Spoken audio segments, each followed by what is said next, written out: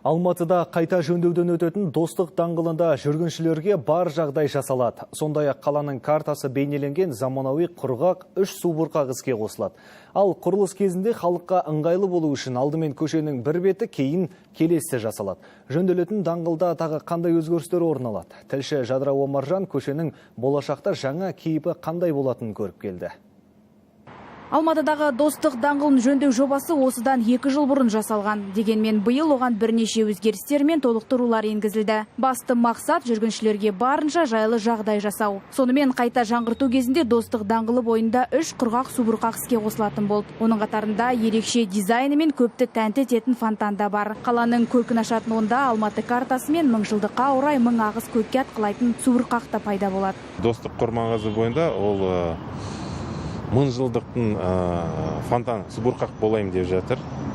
Ол негізінде инвестор ақшамен салынып атқан нәрсе. Достық даңғылыда кішкентай бір площадьтар бар, курданьер дейтін. Соны да жасаймыз біз сол жерде.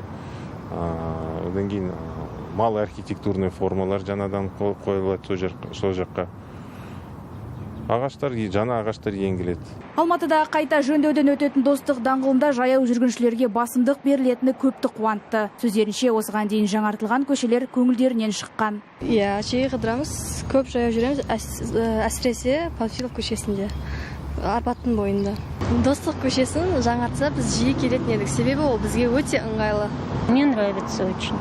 И вообще в городе должно быть больше места для людей, а не для машин. А то везде машины, машины, машины. Центр вообще хорошо сделали.